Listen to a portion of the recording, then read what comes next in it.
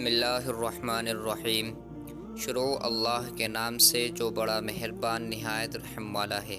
ناظرین اکرام، آج کی ویڈیو ہے کہ جنت اور جہنم کیسی ہوگی۔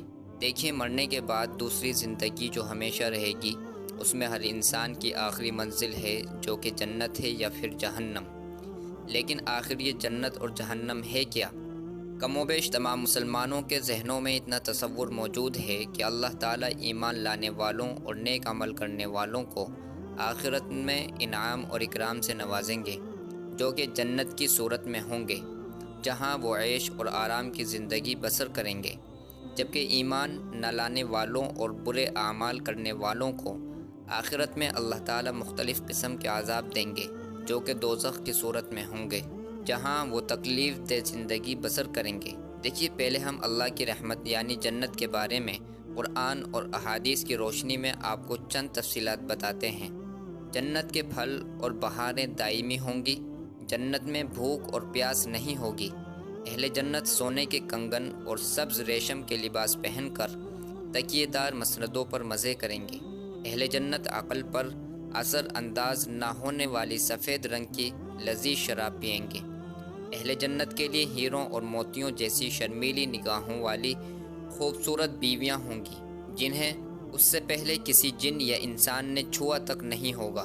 جنت میں بیماری، بڑھاپا اور موت نہیں ہوگی۔ اگر جنتی عورت اپنے کنگن سمیت دنیا میں جھانک لے تو سورج کی روشنی کو اس طرح ختم کر دے گی جس طرح سورج کی روشنی تاروں کو ختم کر دیتی ہے۔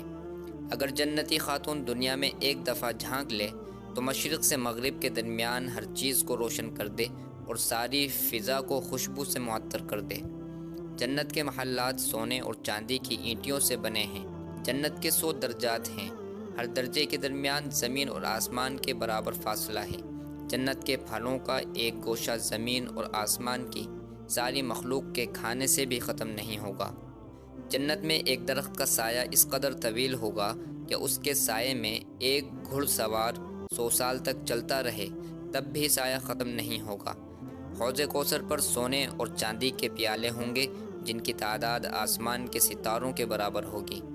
اب اللہ پاک کے غضب اور غصے یعنی جہنم کے بارے میں جانتے ہیں۔ جہنمیوں کے لیے آگ کے لباس کاٹے جائیں گے، ان کے سروں پر کھولتا ہوا پانی ڈالا جائے گا جس سے ان کی کھالیں ہی نہیں بلکہ پیٹ کے اندر کے حصے تک گل جائیں گے۔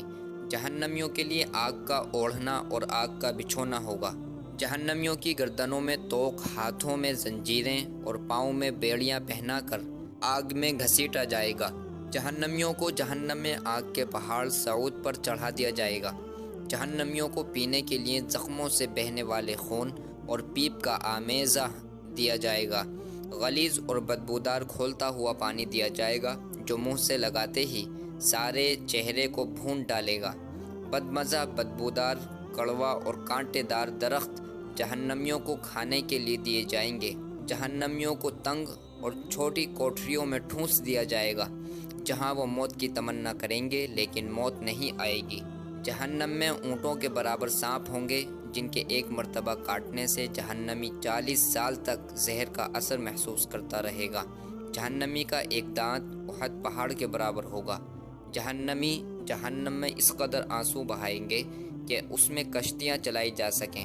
جہنمی کی کھال کی موٹائی 42 ہاتھ تقریباً 63 فٹ ہوگی۔ جہنم کو قیامت کے روز کھینچ کر لانے کے لیے 4 ارب 90 کروڑ فرشتے مقرر کیے جائیں گے۔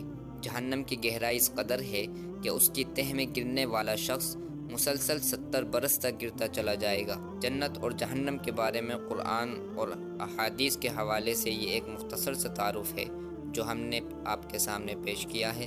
اللہ تعالی ہم سب کو بارگاہ رحمت میں جگہ دے اور دوزخ کے عذاب سے پناہ دے۔ آمین یا رب العالمین۔